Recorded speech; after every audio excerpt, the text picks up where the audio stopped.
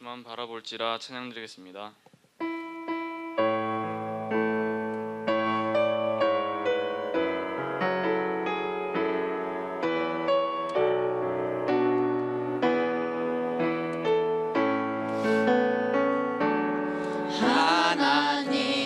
하나님의 사랑을 사모하는 자, 하나님의 평안을 바라보는 자, 너의 모든 것 창조하신 우리 주님이 너를 얼마나 사랑하시는지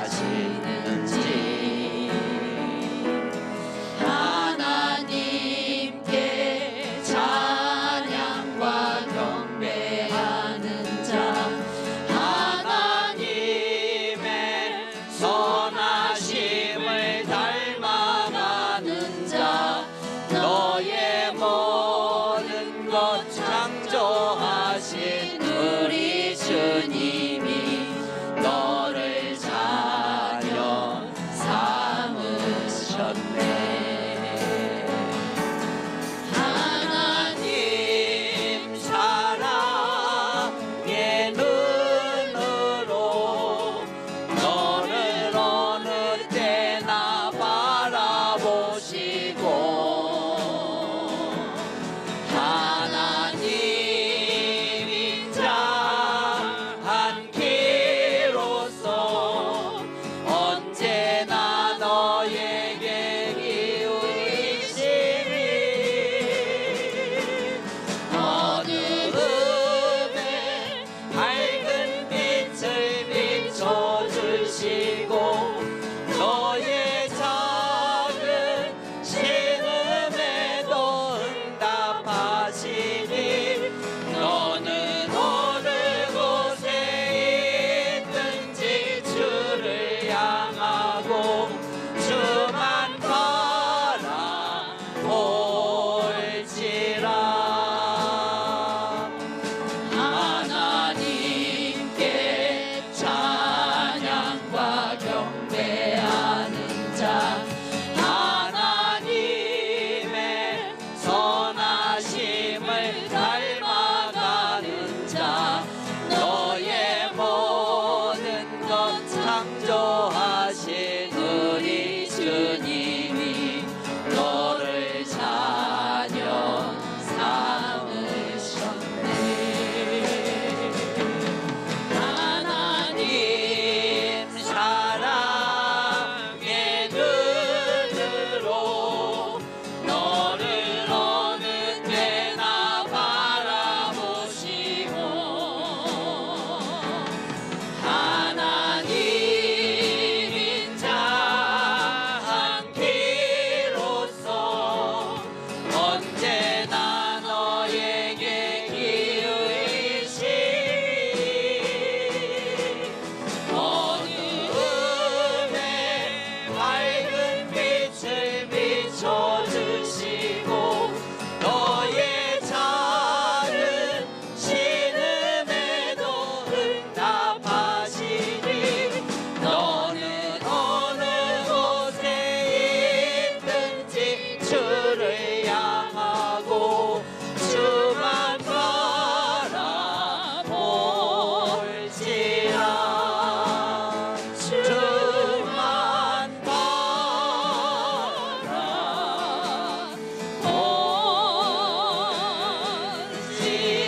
바라볼지라.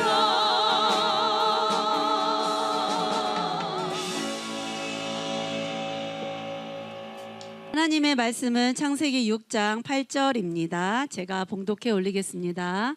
그러나 노아는 여호와께 은혜를 입었더라. 오늘은 창세기 1장 사고 강의 10번째 시간 의인 노아에 대하여 말씀을 전하도록 하겠습니다. 아담과 하와에게서 가인과 아벨이 태어납니다. 근데 그 가인이 동생 아벨을 죽이자 아벨 대신 하나님은 셋으로 하나님의 계보를 이어가십니다. 창세기 5장에는 셋의 계보가 기록되어 있어요.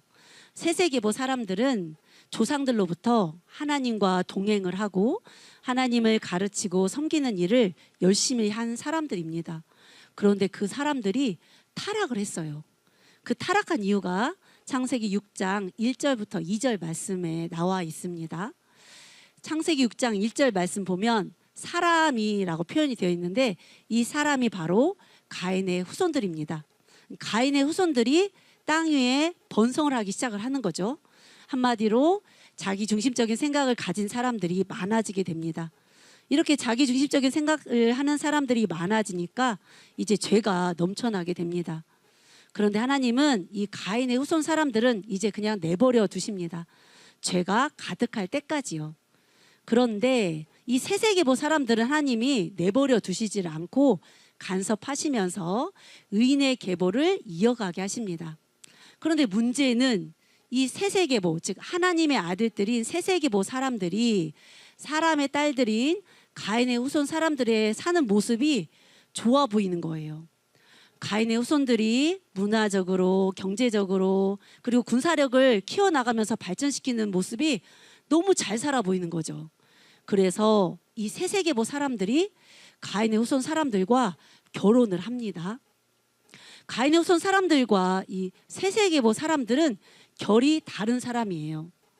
가인의 후손 사람들은 모든 것을 자기 중심적으로 생각하며 살아갑니다. 심지어 하나님 믿는 것조차도 자기 중심적으로 믿고 살아가요. 유익이 있으니까 하나님을 믿는 거죠. 그에 비해서 세세계보 사람들은 하나님을 중심으로 살아가고 하나님을 가르치고 지키게 하면서 살아가는데 그들이 타락을 하니까 가인의 후손 사람들이 너무 잘 사는 것이 좋아 보여서 이제 세세계보 사람들이 가인의 후손 사람들과 결혼을 하는 것입니다. 이렇게 그들이 결혼을 하자 어떤 일이 일어나냐면 가인의 후손 사람들의 그 자기 중심적인 생각들이 세세계보 사람들에게 들어오게 됩니다. 그래서 하나님의 아들들이 이제 사람의 아들들이 되고 육신이 됩니다. 하나님은 이 육신이 된 사람들과 함께할 수 없기 때문에 그들을 떠납니다. 하나님의 영이 떠나니까 이제 하나님은 그 사람의 아들들과 함께 동행하지를 못하게 되는 거죠. 우리가 살리는 것은 영이라는 말씀 기억하시죠? 이 하나님의 영이 살리는 건데 그 하나님의 영이 떠나니까 지금까지는 사람들이 엄청 오랫동안 살았어요. 예로 무드셀라는 969년을 살고 라멕은 777년을 살았는데 하나님 영이 떠나니까 이제 사람의 연수가 120년이 됩니다.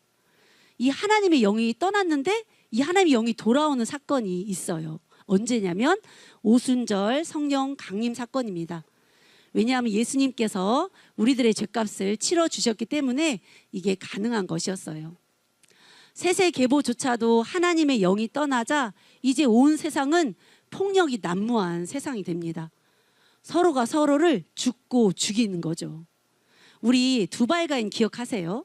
가인의 후손 중에서 무기를 발전시켜서 자기의 유익을 위해서 무기를 개발했는데 결국 자신의 유익을 위해서 만든 무기가 서로를 죽이고 죽이는 데 쓰이게 되는 겁니다. 이처럼 사람의 유익을 따라가는 삶은 결국 멸망으로 이끄는 삶이 됩니다. 이렇게 되자 하나님은 창세기 6장 6절 말씀처럼 사람 지으셨음을 한탄하고 마음에 근심하시면서 그 창조한 사람을 다 쓸어버리기로, 즉 심판하시기로 결심을 합니다. 하나님이 이렇게 심판하시기로 결심을 한 그때 하나님의 은혜를 입은 사람이 있는데 그 사람이 누구일까요? 네, 노아입니다. 저는 오늘 이 노아 설교를 준비하면서 은혜에 대해서 많이 생각을 해봤어요. 우리가 보통 은혜하면 어떨 때 우리가 은혜라고 표현을 하죠? 보통 하나님께 감사할 만한 일이 있을 때 우리는 그것을 은혜라고 표현합니다. 특히나 사람 힘으로는 할 수 없는데 하나님이 그 일을 행하셨을 때 우리는 그것을 진짜 하나님의 은혜예요 라고 고백을 하는 경우가 있었죠. 그런데 노아가 하나님께 은혜를 입었을 때 정말 그런 일이 일어났을까요? 노아가 하나님의 은혜를 입자 이제 하나님으로부터 구속이 시작이 됩니다. 그냥 어느 정도 자기 마음대로 살았던 삶을 접어야 했어요. 왜냐하면 하나님께서 노아에게 방주를 만들러 하셨기 때문에 그렇죠. 그래서 노아는 방주를 만드느라 자기가 벌었던 돈을 다 방주 다는 아니겠지만 어느 정도 방주의 재료를 사는데 사용을 합니다. 근데 이 방주 크기가 얼마나 큰지 축구장만한 크기를 만들려고 해요. 그것도 3층짜리를. 그래서 노아는 세상에서 즐기는 일을 하지 못하고 100년 동안 100년 이상을 이 방주 만드는데 자신의 인생을 소비하게 됩니다. 구속하니까 여러분 어떤 느낌이 드세요? 우리 세영 학생 구속하니까 아주 기뻐요? 아니면 약간 불편해요? 그렇죠. 구속하니까 약간 나를 올가매는 것처럼 마음이 약간 불편하죠. 그러나 하나님의 구속은 그렇게 우리의 자유를 없애는 게 아니에요. 우리가 하나님만 바라보면서 주님의 뜻대로 가는 것, 내가 종이 되는 것이 바로 구속입니다. 나 유신적인 생각과 나의 시각을 벗어버리고 영적인 생각과 하나님의 시각으로 바꾸는 것이 바로 구속인 거죠. 원래 우리가 죽어야 될 인생인데 예수님께서 예수님의 피로 우리를 속죄하셨기 때문에 우리가 주님만 위해 살아가는 것은 당연한 것입니다. 근데 이 하나님께 구속된 삶이 그렇게 힘들진 않아요. 왜냐하면 노아에게 하나님이 방주를 만들어야 하는 이유를 알려주셨기 때문에 그렇죠. 하나님은 노아에게 심판 계획을 알려주셨기 때문에 노아는 그 삶이 그리 힘들지가 않았던 거죠. 또 하나님이 모든 환경과 노아의 가족들, 동물까지도 하나님이 움직이셨기 때문에 힘들지가 않았어요. 아니 방주야 어찌어찌 해서 만들 수가 있지만 여러분 생각을 해보세요. 각종 종류의 가축들을 동물들을 암수 쌍을 맞춰가지고 어떤 것은 7쌍씩 어떤 것은 2쌍씩 넣으라고 하는 거예요. 동물들이 사람 말을 알아들어요? 못 알아들어요? 못 알아듣죠. 그래서 이 동물을 집어넣으면 저 동물이 나오고 저 동물을 집어넣으면 저 동물이 도망가고 그렇게 사람의 힘으로는 동물들을 방주 안에 넣을 수가 있다 없다? 없어요. 그런데 하나님께서 동물까지 움직이셔서 이 방주에 들어갈 수 있게 하신 거예요. 그러니까 구속된 삶은 힘들지 않다는 것을 우리가 알 수가 있습니다. 우리의 삶도 마찬가지입니다. 하나님께 구속되는 삶이 그리 힘들지가 않아요. 왜냐하면 주인이신 하나님께서 우리를 복되게 이끌어 가실 수 있기 때문입니다. 구속된 자의 삶을 나타내는 말씀이 고린도후서 6장 10절 말씀입니다. 구속된 자는 근심하는 자 같으나 항상 기뻐하고 가난한 자 같으나 많은 사람을 부유하게 하며 아무것도 없는 자 같으나 모든 것을 가진 자입니다. 그래서 저는 요즘 저의 구속된 삶의 즐거움을 누리고 있고 구속된 자의 삶을 살아가는 사람의 즐거움을 제가 보고 있습니다. 올해 저는 하나님께서 저의 물질의 주인이 되어주시기를 바랬어요. 그래서 하나님께서 저에게 감동을 주셔서 헌금을 드렸어요. 그런데 사례비가 너무 부족해서 제 교통비를 충당할 수가 없는 거예요. 그래서 이런 생각이 드는 거죠. 아, 내가 이 사례비로는 교회에 못 올 수도 있겠다. 왜냐하면 교통비가 없으니까. 그런 생각을 하고 있는데 갑자기 사례비를 올려주시는 거예요. 그런데 그 올려주신 사례비로도 부족한 거예요. 그래서 어느 날은 제 통장을 딱 봤는데 5천 얼마가 찍혀 있는 거예요. 근데 보통 제가 교회에 올 때 오는 차편은 제가 예약을 미리 해놓지만 교회에서 언제 끝날지를 모르니까 가는 차편, 집에 가는 차편은 예약을 안 해놓거든요. 그런데 딱 5천 얼마를 딱 보는 순간 어떤 생각이 문득 드냐면 야 이러다가 나 우리 집에 못 가는 거 아니야? 라는 생각이 드는 거예요. 그때부터 제가 자꾸 물질만 생각이 되는 거예요. 돈만 생각이 자꾸 머릿속에 나오는 거예요. 그래서 이 통장에는 변함이 없는데 내가 자꾸 통장에 들어가서 이 통장 잔액이 얼마인가를 자꾸 쳐다보는 거죠. 이때 제가 느낀 것이 아 물질에 매인다는 것이 바로 이거구나. 그래서 목사님들이 막 전기세, 수도세 걱정하는 게 바로 이렇게 물질에 매여서 그들이 이렇게 하는 거구나라는 것을 깨달았어요. 그래서 결심을 했죠. 아유 물질에 매이지 말자. 나의 물질의 주인은 하나님이셔. 이렇게라고 생각을 했더니 신기하게 분명히 목사님이 교통비가 없어서 교회 못 나온 적이 있어요? 없죠. 신기하게 생각지도 않은 사람들이 저에게 물질을 주는 거예요. 그래서 부족한 사례비를 채워주고 또 쓸 것도 다 채워주는 거예요.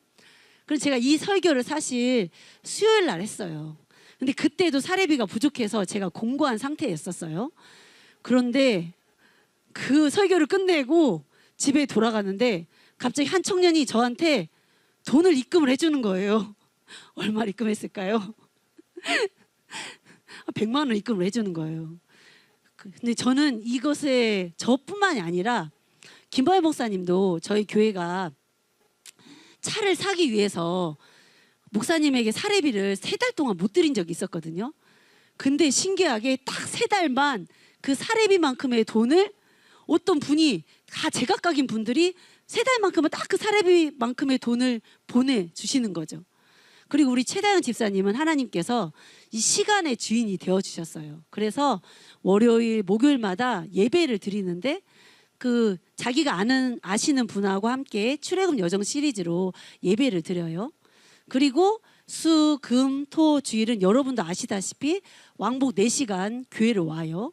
새벽에는 새벽 예배를 가요. 그리고 평일에는 교사를 일을 해요. 우리들이 생각할 때는 피곤해서 쓰러졌겠다라고 생각을 하지만 최다영 집사님은 시간이 남아서 피아노를 배워요. 그리고 요즘 여러분 막 초등학교 선생님들 민원 때문에 엄청 힘든 거 많이 들어봤잖아요.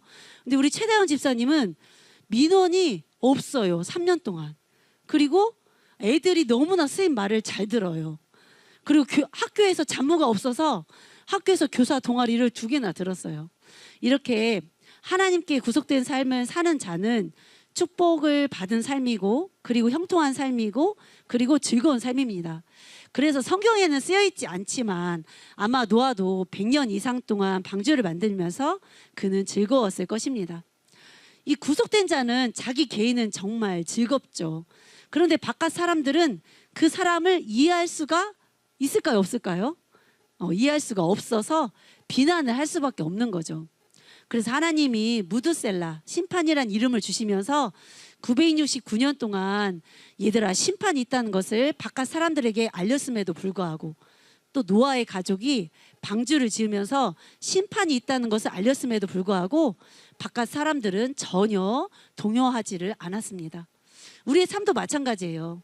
하나님을 제대로 믿지 못하는 사람 눈에는 이 구속된 자의 삶을 사는 사람들의 삶이 되게 깝깝하고 어리석고 때로는 정신 나간 것처럼 보여요. 그러나 부요함을 누리며 자신들의 문명을 발전시키고 그리고 자기가 예쁘다고 생각하는 여자와 결혼을 했던 가인의 후손 사람들은 모두 다 멸망을 당했다는 사실을 우리는 기억해야 합니다. 이처럼 사람이 보기에 좋은 삶은 멸망으로 인도하는 삶입니다. 그렇기 때문에 우리는 하나님이 보시기에 좋은 삶, 구원의 길로 이끄시는 삶을 살아가야 합니다. 그런데 하나님께서 이렇게 노아에게 은혜를 주셨는데 노아는 도대체 어떤 사람이기 때문에 이런 은혜를 받았을까요? 창세기 6장 9절 말씀 보면 노아는 의인이고 완전한 자라 하는 거예요. 너무 절망적이에요. 왜냐하면 우리는 의인이 될 수도 없고 완전한 자가 될 수가 없잖아요. 그런데 사실 하나님이 보시기에 의인이면서 완전한 자는 죄가 전혀 없는 사람이 아니에요. 하나님의 뜻대로 행하려고 하는 사람, 하나님의 말씀에 순종하는 자가 바로 의인이면서 완전한 자인 거죠. 하나님은 이런 자에게 구속의 은혜를 베푸시면서 그런 자를 더 온전하고 더 완전한 자로 만드시는 것입니다. 그런데 그냥 온전하고 완전한 자가 되는 것이 아니라 반드시 훈련이 필요합니다. 우리 창세기 히브리적 사고 강의 시간 2번째 시간에서 히브리적 사고와 문화에서 우리 7의 뜻을 우리 알았어요. 7은 완전하다, 선하다, 아름답다는 뜻이 있었잖아요. 17세 요셉, 즉 하나님이 보시기에 완전한 자가 요셉이 되니까 요셉은 팔려서 보디발의 노예로 끌려갑니다. 그리고 감옥살이도 해요. 그러나 이 요셉이 이 완전한 자로 하나님의 훈련을 다 받자 하나님은 이 요셉을 총리로 사용하십니다.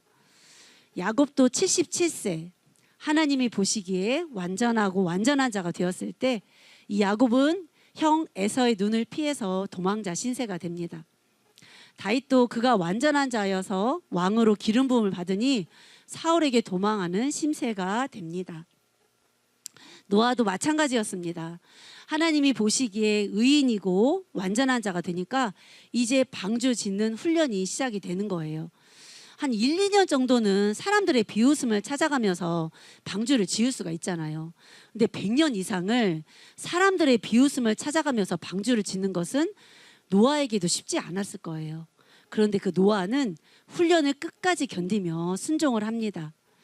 노아가 방주를 다 만들었을 때 이런 생각이 아마 들었을 거예요. 야, 끝이다. 방주 다 만들었다. 이제 난 다 했어. 라고 생각하지만 하나님은 그게 끝이 아니었어요. 노아에게 부정한 동물은 2쌍씩, 정한 동물은 7쌍씩 방주에 넣으라고 하는 거죠.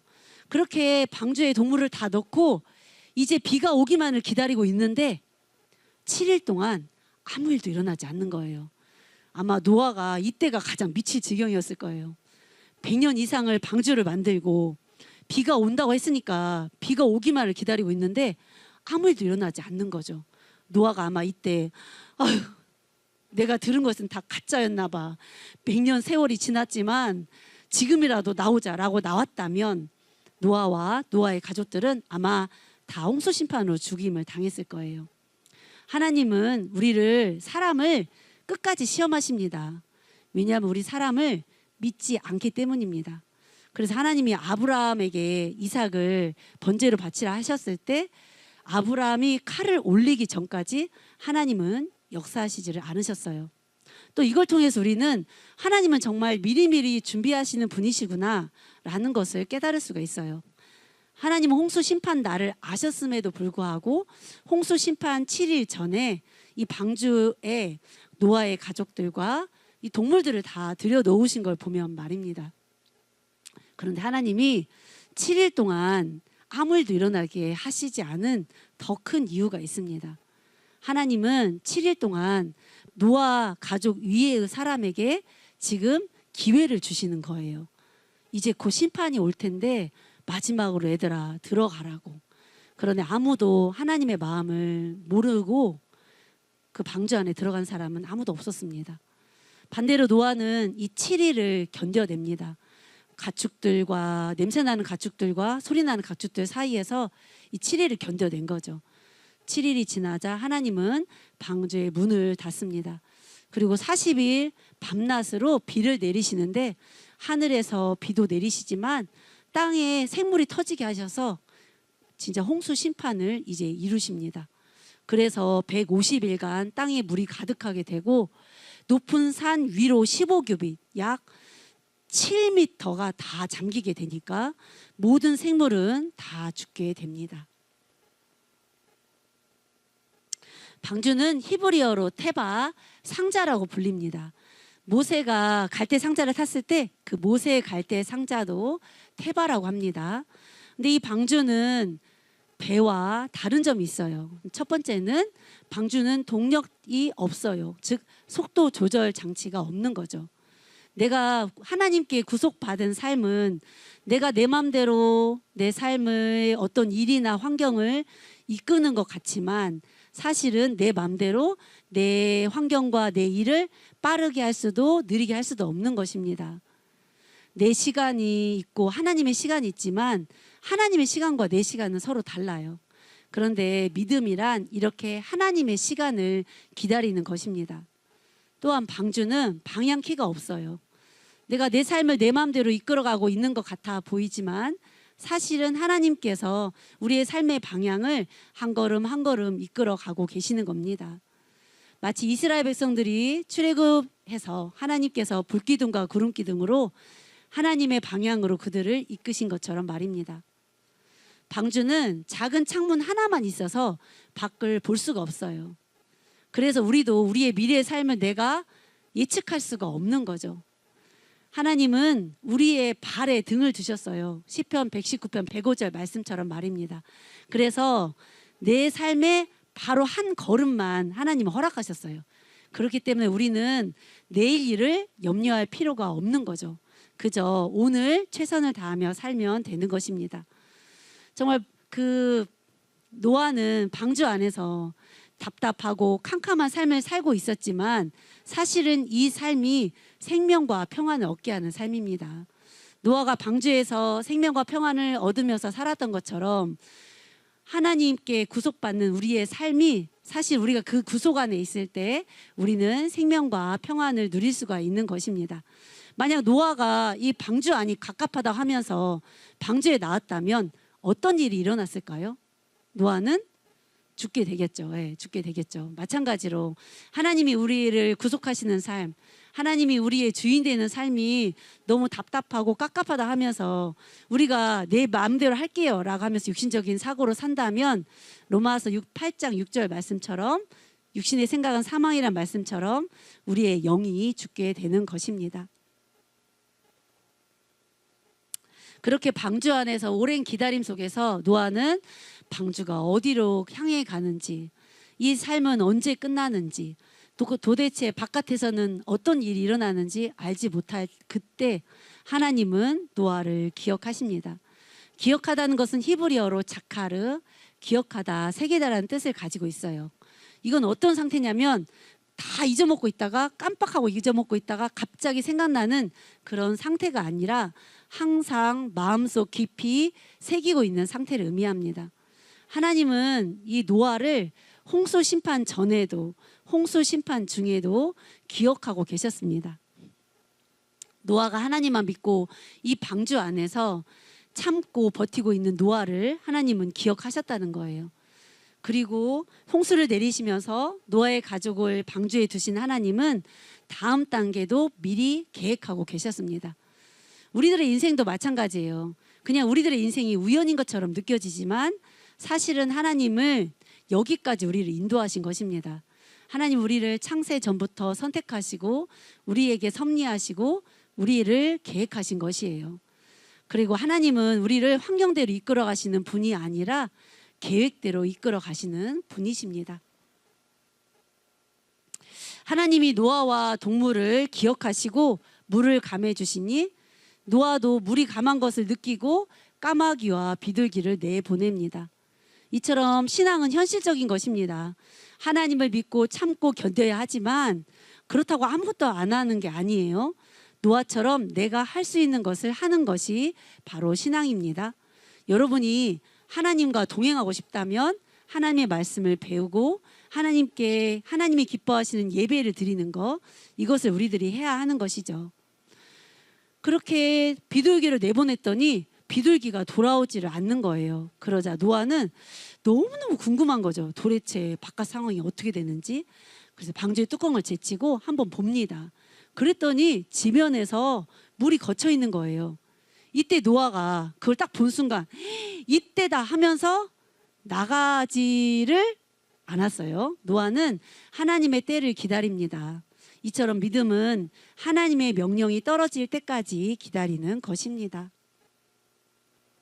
그렇게 한 달 26일을 더 기다리고 있었더니 드디어 땅이 마릅니다. 그리고 하나님께서 명령을 하시는 거죠. 노아의 가족들과 이제 동물들을 방주에서 다 나오라고요. 노아는 하나님의 명령에 따라서 방주 밖으로 나옵니다. 여러분, 노아가 지금 1년 이상을 방주에 있었어요. 그 방주에 있으면서 얼마나 많은 생각을 했을까요? 내가 이 방주에서 나오기만 해봐라. 왜냐하면 방주 안은 지금 답답하고 캄캄하고 동물의 냄새가 나고 동물들 소리가 있는 그 시끄러운 곳이잖아요. 내가 나가기만 하면 이거 해야지 저거 해야지 했을 텐데 노아가 방주에서 나와서 맨 처음 한 것은 예배였습니다. 이렇게 노아는 하나님 중심의 삶, 예배 중심의 삶을 살았기 때문에 하나님과 동행할 수가 있었던 것입니다. 동행하니까 우리 저번 시간에 셋의 계보에 대해서 말씀드릴 때 이 에녹이 65세에 하나님과 동행을 시작했다는 말씀을 드렸습니다. 6은 세상의 완전수, 5는 감정의 수입니다. 즉 에녹은 적어도 세상에서 완전하고 감정을 다스릴 수 있는 자가 되어야 된다는 것을 알 수가 있습니다. 근데 에녹은 65세여서 5자가 딱 하나인데 노아는 500세의 자녀를 낳았어요. 영은 더하는 수이기 때문에 우리는 노아가 에녹보다 더 감정을 잘 다스린 사람이라는 것을 알 수가 있습니다. 그래서 노아는 100년 이상 방주를 만들 수가 있었고 방주 안에서 1년 이상 머물 수가 있었던 거죠. 감정을 잘 다스릴 수 있었기 때문에요. 또 에녹이 하나님과 동행할 수 있었던 것은 에녹의 아들의 이름을 하나님이 무드셀라, 즉 심판이란 이름으로 짓게 하십니다. 그래서 무드셀라라는 이름을 들을 때마다 에녹은 심판을 생각했습니다. 우리도 그래서 하나님과 동행하기 위해서는 우리가 죽어서 하나님 앞에 섰을 때 하나님 나에게 뭐라고 하실지를 우리는 늘 생각해야 합니다. 그런데 우리는 노아를 통하여서 어떻게 하면 하나님과 더 동행할 수 있는지를 알 수가 있습니다. 노아처럼 하나님에게 구속되는 삶, 그것이 바로 하나님과 동행하는 삶입니다. 내 시간이 아니라 하나님의 시간을 기다리면서, 내 방향이 아니라 하나님의 방향대로 따라가면서, 그리고 밖이 보이지 않아요. 내 삶의 미래가 보이지 않더라도 하나님만 믿고 묵묵히 견디며 사는 삶, 그 삶이 바로 하나님과 동행하는 삶입니다. 하나님 중심의 삶, 예배 중심의 삶을 살아가는 것이 바로 하나님과 동행하는 삶인 것입니다. 그런데 사실은 노아가 하나님과 동행하는 것이 은혜였습니다.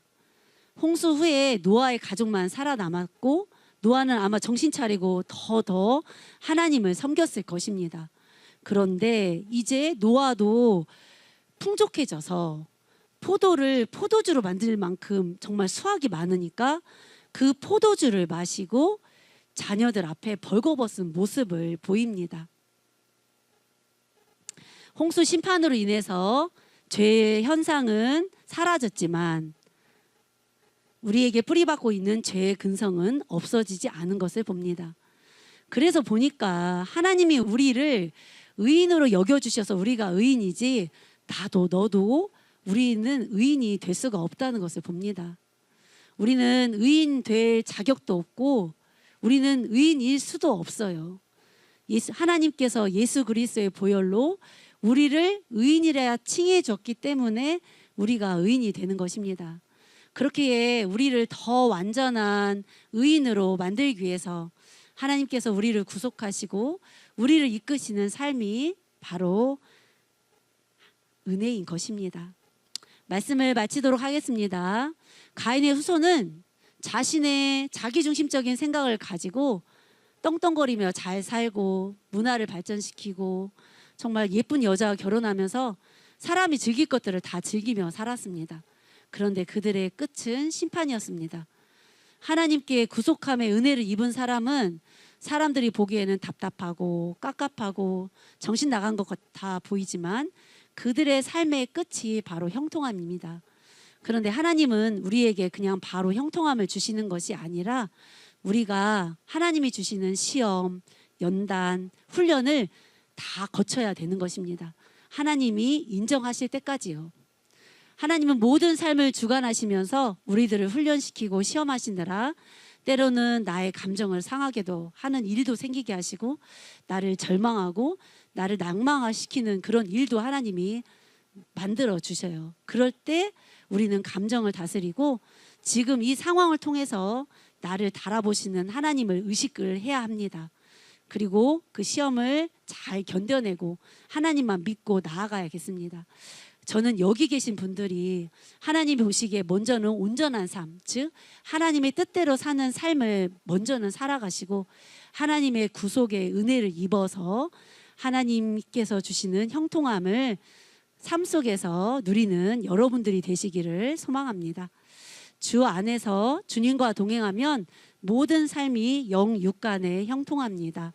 자녀 문제도 경제 문제도 고질병도 정신질환도 우울증도 공황장애도 취업 문제도 직장 생활도 환경 문제도 사이비에 빠진 자녀 문제도 주 안에서 주님과 동행하면 모든 삶이 영육간에 평강이며 풍족하며 건강하며 형통합니다. 다음은 창세기 히브리서 상고 강해 11번째 시간 믿음의 조상 아브라함에 대해서 말씀을 나누도록 하겠습니다.